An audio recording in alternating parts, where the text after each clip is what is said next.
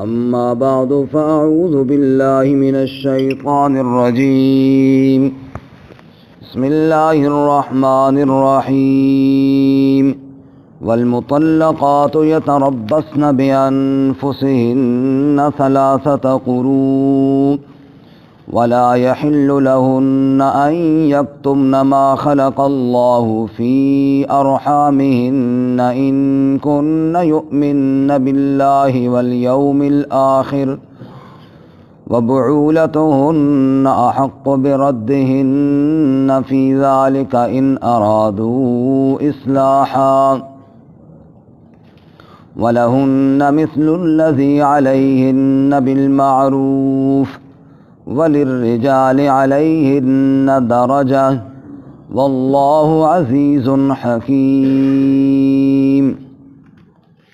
والمطلقات اور طلاق یافتہ عورتیں یتربصن انتظار کریں بانفسہن اپنی جانوں کے ساتھ ثلاثۃ قروء 3 حیض تک ولا یحل لہن اور نہیں حلال ان کے لیے ان یکتمن ما خلق اللہ کہ وہ چھپائیں جو پیدا کیا اللہ نے فی ارحامہن ان کے رحموں میں ان کن یؤمن باللہ والیوم الآخر اگر وہ ایمان رکھتی ہوں اللہ اور آخرت کے دن کے ساتھ وبعولتهن احق بردهن فی ذالک اور ان کے شوہر پورے حقدار ہیں ان کو لوٹانے کے اس عدت میں ان ارادوا اصلاحا اگر ارادہ کریں وہ اصلاح کا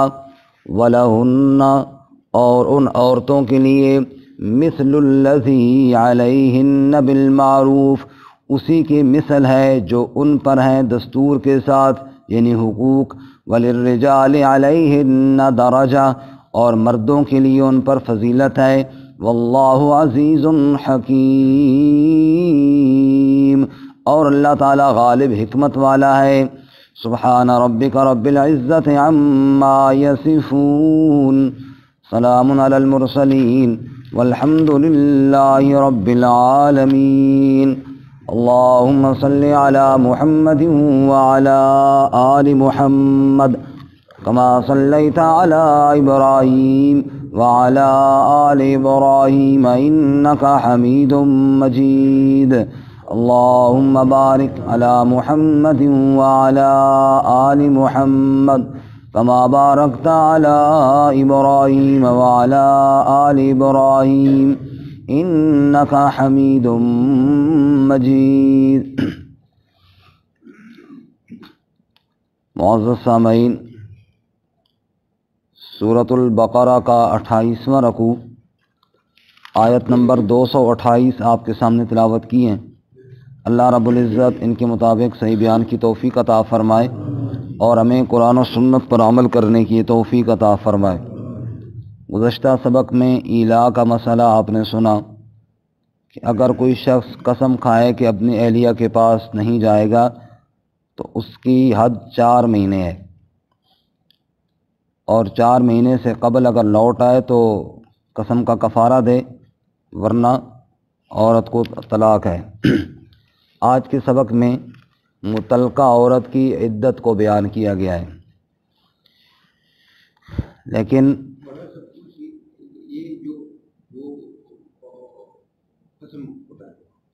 ایسے ناراضی ہو جاتی ہے اور لمبا ہو جاتا ہے. نہیں، یہاں پہ یہ ہے نا کہ اگر وہ قسم اٹھاتا ہے کہ میں بیوی کے قریب نہیں جاؤں گا، یعنی ہم بستری نہیں کروں گا، اس بات کی قسم اٹھاتا ہے تو پھر اس کو 4 مہینے تک اس کے حد ہے. ویسے اگر کسی ناراضگی میں تیرے ساتھ بات نہیں کروں گا وہ الگ بات ہے، وہ تو عام قسم کی طرح ہے نا. یہاں پہ یہ ہے کہ بیوی کے جو خاص حقوق ہیں ان پر قسم اٹھاتا ہے کہ بس میں اللہ کی قسم آج کے بعد کبھی تیرے قریب نہیں جاؤں گا. ہاں ویسے پھر نہیں ہے، یہاں قسم کی بات، الہ میں قسم ہے، یہ الہ میں قسم ہوتی ہے کہ قسم کھاتا ہے کہ میں آپ کے قریب نہیں جاؤں گا. اس کے بعد آج کے سبق میں متعلقہ عورت کی عدت کا بیان ہے. لیکن اس سے پہلے آپ یہ سمجھ لیجئے کہ عدت کے حساب سے عورت کی کئی اقسام ہیں، یعنی ایک تو یہ مسئلہ ہوگا جو ہم آج کے سبق میں پڑھیں گے، اس کے علاوہ اور بھی ہیں، میں وہ سارے آپ کے سامنے عرض کر دیتا ہوں۔ اگر میاں بیوی کا نکاح ہوا، نکاح کے بعد فوراً ہی طلاق ہو گئی، فوراً سے مراد یہ ہے کہ میاں بیوی کی ملاپ کے بغیر، خلوت صحیحہ کے بغیر ہی ان کو آپس میں خلوت نہیں میسر ہوئی، اس سے پہلے ہی طلاق ہو گئی، اس عورت پر کوئی عدت نہیں ہے۔ اس کا ذکر سورۃ الاحزاب 22ویں پارے میں ہے۔ یا ایھا الذین آمنوا اذا نکحتم المؤمنات ثم طلقتموهن من قبل ان تمسوهن فما لكم علیہن من عدت تعتدونها، اے ایمان والو اگر تم کسی عورت سے نکاح کرو پھر طلاق دے دو، من قبل ان تمسوهن، اس کو مس کرنے سے پہلے، چھونے سے پہلے، تو فما لکم علیہن من عدت تعتدونها، تمہارے اوپر کوئی ایسی عدت نہیں ہے جس کو شمار کرو، یعنی پھر عدت گزارنا ضروری نہیں ہے۔ تو ایک مسئلہ تو یہ ہو گیا کہ وہ عورت جس کو میاں کے ساتھ ملاپ سے پہلے طلاق ہو جائے، اس عورت پر کوئی عدت شرعن نہیں۔ نمبر 2، وہ عورت جو ابھی چھوٹی ہے، جس کو حیض نہیں آتا، یا بوڑھی ہو گئی ہے، بڑھاپے کی وجہ سے حیض نہیں آتا، ماہواری کا خون نہیں آتا، اس کی عدت 3 مہینے ہے۔ سورۃ الطلاق 28ویں پارے میں اس کا ذکر ہے۔ واللائی یئسن من المحیض من نسائکم ان ارتبتم فعدتہن 3 اشہر واللائی لم یحضن، فرمایا وہ عورتیں جن کو حیض نہیں آتا یا حیض سے مایوس ہو چکے ہیں، یعنی چھوٹی ہیں، حیض نہیں آتا، یا بڑی ہوئی ہیں، اب ان کا ویسے بڑھاپے کی وجہ سے حیض آنا بند ہو گیا ہے، تو ان کی عدت 3 اشہر، 3 مہینے ہے۔ ان کی عدت کتنی ہے جی؟ 3 مہینے۔ نمبر 3، تیسرا مسئلہ، وہ عورت جس کے پیٹ میں بچہ ہو، حمل ہو، اس کی عدت وضع حمل ہے، یعنی بچے کی پیدائش تک ہے۔ اس کا ذکر بھی سورۃ الطلاق میں ہے۔ وَأُولَاتُ الْأَحْمَالِ أَجَلُهُنَّ أَن يَضَعْنَ حَمْلَهُنَّ، فرمایا حمل والیوں کی عدت کے وضع حمل ہو جائے۔ اب وضع حمل اس کے مہینہ بعد ہو تب وہ اس کی مہینہ عدت بن جائے گی، 2 مہینے بعد ہو، 3 مہینے بعد ہو، یا 6 مہینے بعد ہو، وضع حمل بچے کی پیدائش جب ہو جائے گی تب اس کی عدت کیا ہو جائے گی؟ پوری ہو جائے گی۔ وضع حمل تک اس کی عدت ہے۔ کتنے مسئلے ہو گئے جی؟ 3۔ چوتھا مسئلہ وہ ہے کہ اگر بیوہ عورت ہے، اس کی عدت 4 مہینے 10 دن ہے۔ جس کا شوہر فوت ہو جائے اس کی عدت 4 مہینے 10 دن ہے۔ وہ اسی میں صورت میں آ رہی، آگے اگلے صفحے پہ موجود ہے، صفحہ نمبر 35 پہ ہمارے سامنے ہے، یہ آیت نمبر 234 ہے۔ والذین یتوفون منکم ویذرون ازواجا یتربصن بانفسہن 4 اشہر وعشرا، جن کے شوہر فوت ہو جائیں تو وہ انتظار کریں 4 اشہر وعشرا، 4 مہینے اور 10 دن۔ 4 مسئلے ہو گئے۔ 5واں مسئلہ وہ ہے جو آج کا ہمارا سبق ہے، کہ وہ عورت جس کو طلاق مل جائے اور شوہر سے گویا کہ اس کی ملاقات بھی ہوئی ہو، کیونکہ نہ ہوئی ہو تو اس کی عدت تو ہے ہی کوئی نہیں، ملاقات ہوئی ہو، اس کے پیٹ میں حمل بھی نہ ہو، اس کی عدت 3 حیض ہے، یعنی 3 ماہواریاں، 3 خون اس کو آ جائیں، اس کی عدت پوری ہو جائے گی۔ تو آج کے سبق میں یہ 5ویں صورت جو میں نے عرض کی ہے یہ ہے۔ اس کے علاوہ طلاق کے عدت کے حساب سے 4 اور صورتیں بھی اس کے علاوہ تھیں جو میں نے آپ کے سامنے عرض کر دیں۔ اب آیت کی طرف دیکھیے جی۔ والمطلقات، اور طلاق یافتہ عورتیں، یتربصن، وہ انتظار کریں، یعنی ٹھہری رہیں، بانفسہن، اپنی جانوں کے ساتھ، یعنی اپنی جانوں کو روک کر رکھیں، انتظار کریں، آگے نکاح نہ کریں۔ کب تک؟ 3 قروء، 3 حیض تک۔ ولا یحل لہن ان یکتمن ما خلق اللہ فی ارحامہن، اس سے اگلے حصے میں عورتوں کو کچھ احکامات بطور تنبیہ کے بتائے گئے ہیں۔ ہوتا یوں تھا کہ اب 3 حیض عورت کی عدت ہے، بعض دفعہ عورت کے پیٹ میں بچہ بھی ہے، اب وہ ابھی طلاق ہوئی ہے اور ابھی بچہ بھی ہے، تو طلاق بچے والی کی عدت تو لمبی ہو جاتی ہے، کیونکہ ابھی مثلا بچہ ابتدائی اگر سٹیج پر ہے تو 9 مہینے کم و بیش ہو جاتی ہے، اور اس طرح تو 3 مہینے کی کم و بیش ہوتی ہے، تو کافی سارا فرق ہے۔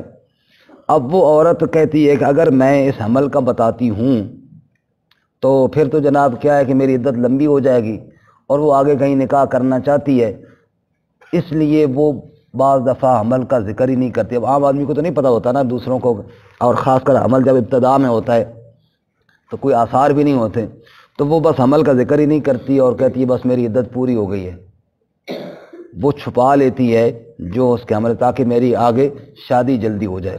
جیسا کہ اللہ معاف فرمائے، اکثر ایسے ہوتا ہے کہ ایک شوہر سے طلاق لی اور دوسرے کی طرف ارادہ ہوتا ہے تو بس تاکہ جلدی نکاح ہو جائے، اور بعض دفعہ تو یہ جو عام عدت ہے 3 مہینے والی یہ بھی پوری کرنے کے لیے تیار نہیں ہوتے جلد بازی میں۔ اب وہ عمل چھپا لیتی ہیں، عمل کا ذکر ہی نہیں کیا جاتا۔ اب عام آدمی کو مثلا اس کے والد کو، اس کے بھائیوں کو یا برادری کے دیگر لوگوں کو تو نہیں پتہ ہوتا کہ اب عمل ہے یا نہیں ہے، وہ خود عورت ذکر نہیں کرتی اور کہتی ہے کہ نہیں بس کوئی نہیں عدت پوری ہو گئی ہے۔ یہ بہت بڑا سخت گناہ ہے کہ حالت حمل میں پھر وہ آگے نکاح کرے گی، اور گویا کہ اولاد مکس ہو جائے گی، پہلے شوہر کا بیٹا پیٹ میں لے کر دوسرے شوہر کے پاس چلی جائے گی۔ اس پر اللہ تعالیٰ تنبیہ کرتے ہیں کہ اگر اللہ پر ایمان ہے نا تو یہ جو پیٹ میں ہے اس کو چھپاؤ نہیں، اس کو چھپاؤ نہیں۔ بعض دفعہ اور اس کی وجوہات بھی ہوتی تھی، مثلا وہ کہتی بس میری عدت پوری ہو گئی ہے۔ کیوں؟ عدت کے دوران شوہر کو رجوع کرنے کا حق ہوتا ہے۔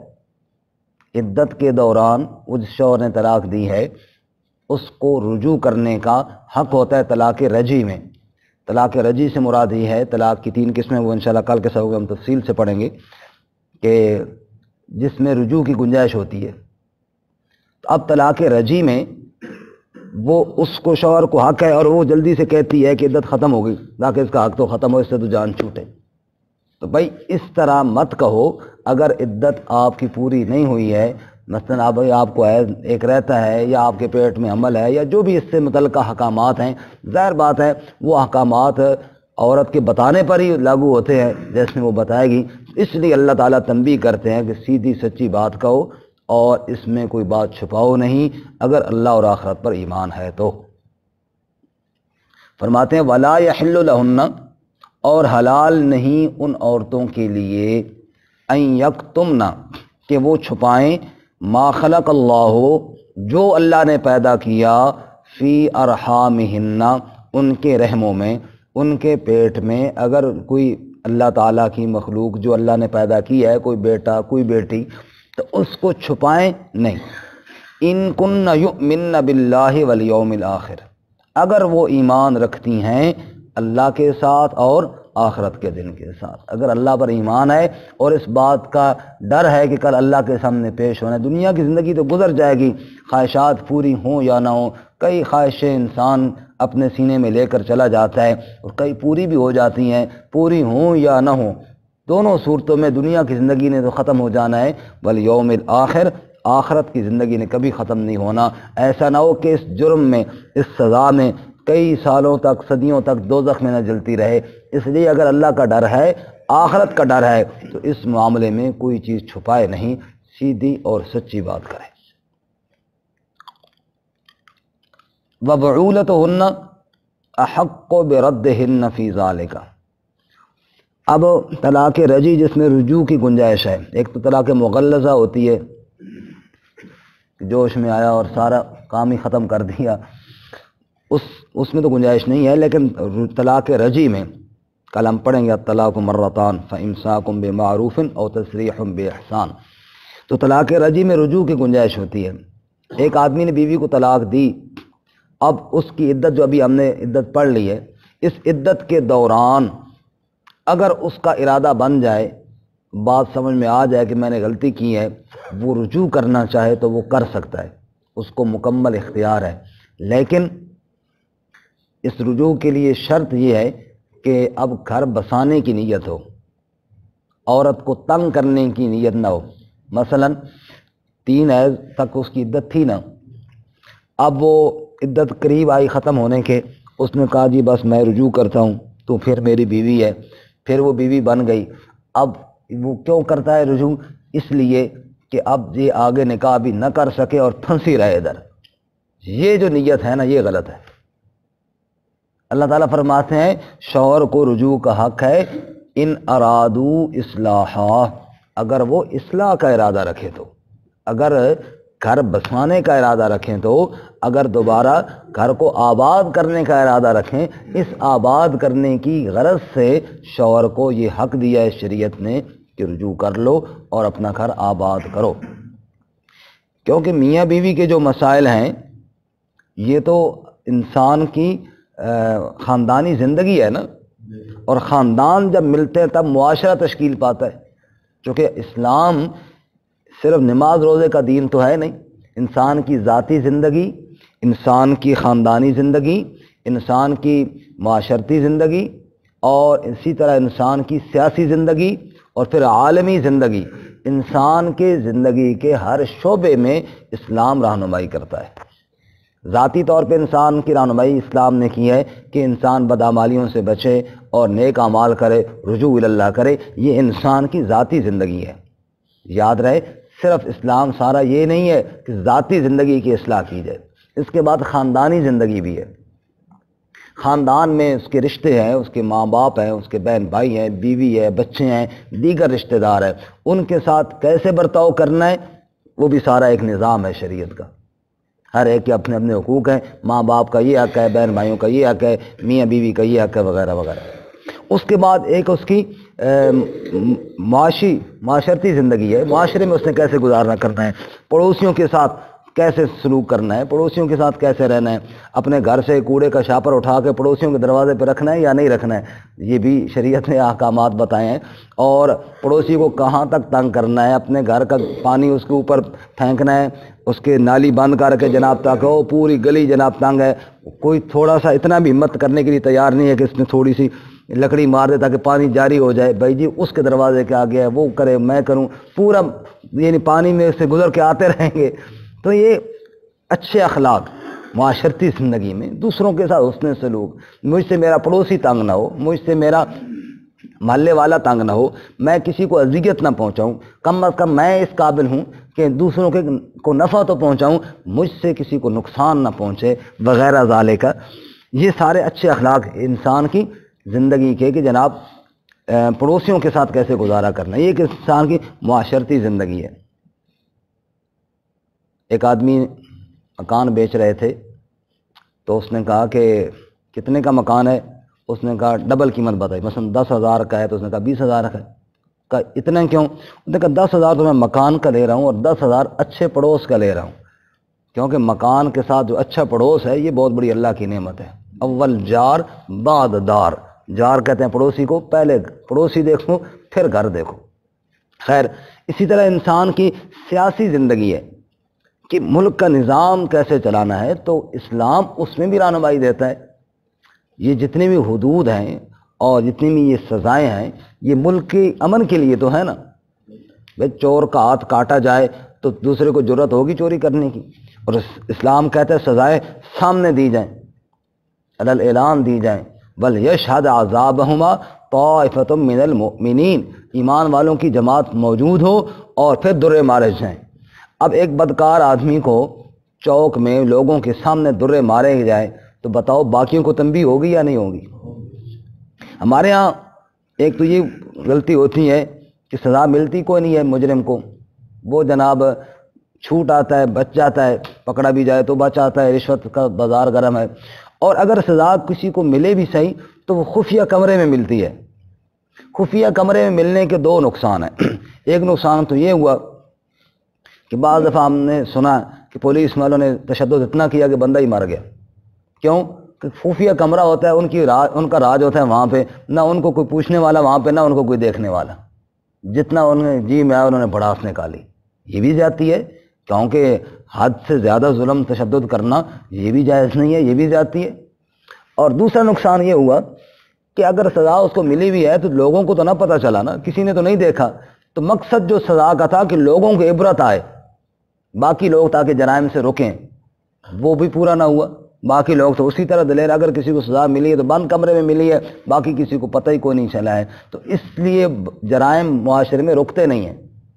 تو شریعت کے جو قوانین ہیں ملکی نظام کے لیے وہ کیا ہیں؟ وہ معاشرے کے اندر امن پر۔ پھر اسی طرح عالمی سطح پر اگر کوئی نان مسلم بھی ہیں تو ان کے ساتھ کیسے معاہدہ کرنا ہے، شریعت نے اس کے بارے میں بھی رہنمائی دی ہے۔ تو میں یہ عرض کر رہا تھا کہ شریعت نے خاندانی زندگی کے بارے میں جو ہدایات دی ہیں ان پر بھی عمل کرنا بہت ضروری ہے۔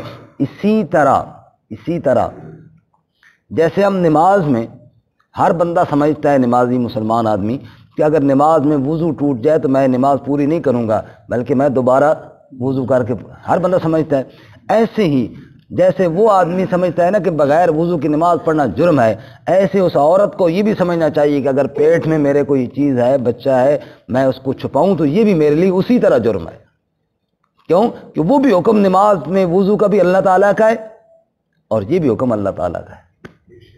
یعنی جس طرح عبادات میں ہم دیکھتے ہیں کہ روزہ رکھا ہوا ہے اور اگر کوئی میں نے ایک لقمہ بھی کھا لیا تو روزہ میرا ٹوٹ جائے گا، یہ ہر بندہ سمجھتا ہے، ایسے یہاں بھی سمجھے نا معاملات میں بھی کہ میں نے معاشرے میں جو برتاؤ کرنا ہے مجھے اللہ کا کیا حکم ہے۔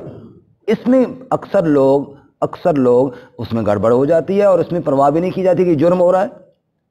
مثلا عورتیں نکاح کے معاملے میں جیسے اللہ تعالیٰ نے یہاں پہ بتایا کہ وہ مت چھپائیں جو اللہ تعالیٰ نے پیدا کی ہے، اسی طرح شوہر حکم دیا ہے کہ آپ کو لوٹانے کا حق ہے، لیکن اصلاح کی وجہ سے اس میں زیادتی کرنا، کہ دوسرے کے حقوق کو ضبط کرنا، یہ جائز نہیں ہے۔ اور اس لیے آگے اللہ تعالیٰ فرماتے ہیں وَلَهُنَّ مِثْلُ الَّذِي عَلَيْهِنَّ بِالْمَعْرُوفِ۔ اس لفظ پہ ذرا غور کرنا۔ آج کل یہ ایک بہت نعوذ باللہ ٹھنڈورا پیٹا جاتا ہے کہ اسلام جو ہے عورتوں کے حقوق کو نعوذ باللہ ضائع کرتا ہے۔ حالانکہ اسلام سے پہلے عورت کو تو زندہ دفن کیا جاتا تھا، اس کی تو جان ہی اسلام نے آ کر بچائی ہے، زندہ درگور نہیں کر دیا جاتا تھا عورتوں کو، اسلام نے تو جان بچائی ہے اس کی۔ اور یہاں پہ اس جملے پہ دیکھنا اللہ تعالیٰ کیا فرماتے ہیں، وَلَهُنَّ، اور ان عورتوں کے لیے، مثل الذی، اسی طرح ہے، علیہن، جیسا کہ ان عورتوں پر ہیں، یعنی جس طرح ان عورتوں پر حق ہے ایسے ہی ان عورتوں کے لیے بھی حق ہے۔ اللہ تعالیٰ کیا فرما رہے ہیں، جیسے یہ ایک لہن ہے نا اور ایک علیہن، لام نفع کے لیے ہوتا ہے، علی ضرر کے لیے ہوتا ہے۔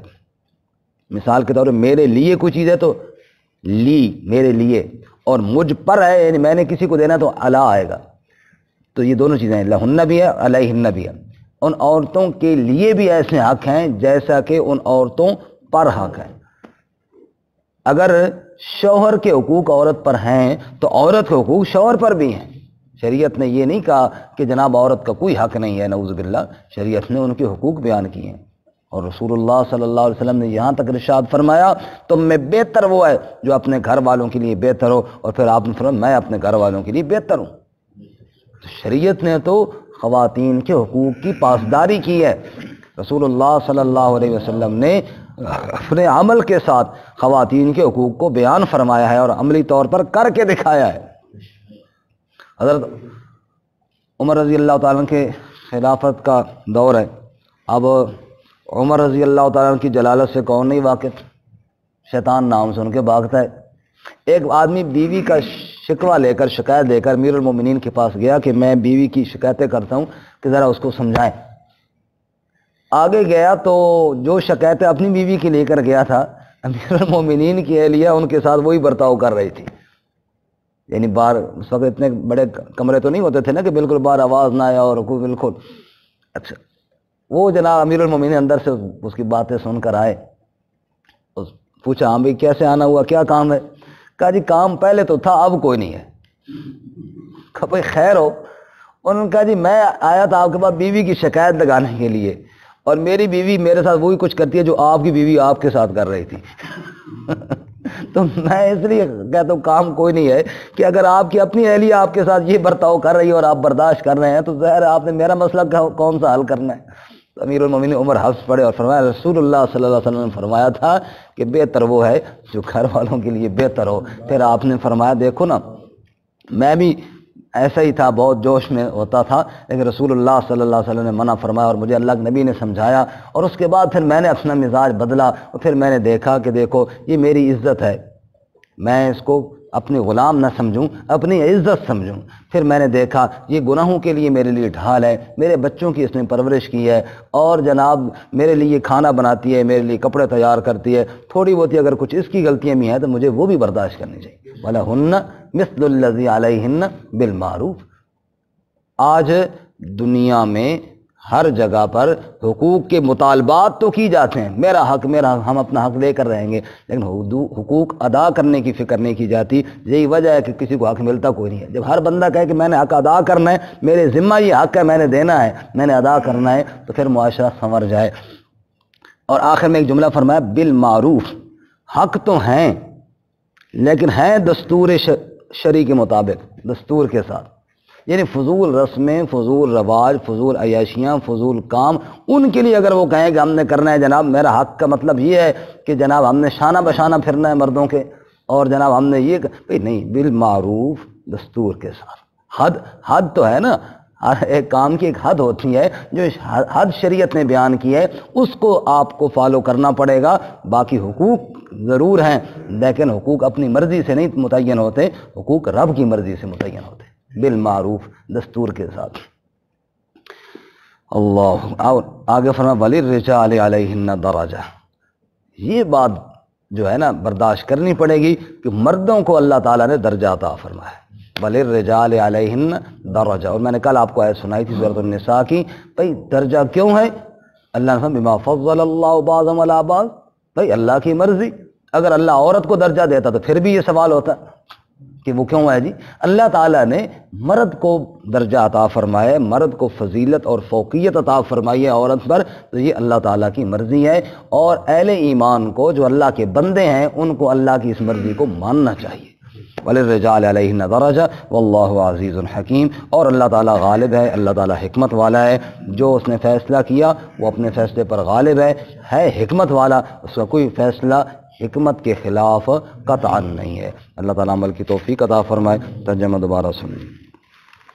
والمطلقات، اور طلاق یافتہ عورتیں، یتربصن بانفسہن ثلاثۃ قروء، ٹھہری رہیں، انتظار کریں اپنی جانوں کے ساتھ 3 حیض تک، ولا یحل لہن، اور حلال نہیں ان کے لیے، ان یکتمن، کہ وہ چھپائیں، ما خلق اللہ، جو پیدا کیا اللہ تعالیٰ نے، فی ارحامہن، ان کے رحموں میں، ان کن یؤمن باللہ والیوم الآخر، اگر وہ ایمان رکھتی ہیں اللہ کے ساتھ اور آخرت کے دن کے ساتھ، وبعولتہن، اور ان کے شوہر، احق بردہن فی ذالک، پورے حقدار ہیں ان کو لوٹانے کے اس میں، یعنی عدت میں، ان ارادو اصلاحا، اگر ارادہ کرے اصلاح کا، وَلَهُنَّ مِثْلُ الَّذِي عَلَيْهِنَّ بِالْمَعْرُوفِ، اور ان عورتوں کے لیے بھی اسی طرح ہیں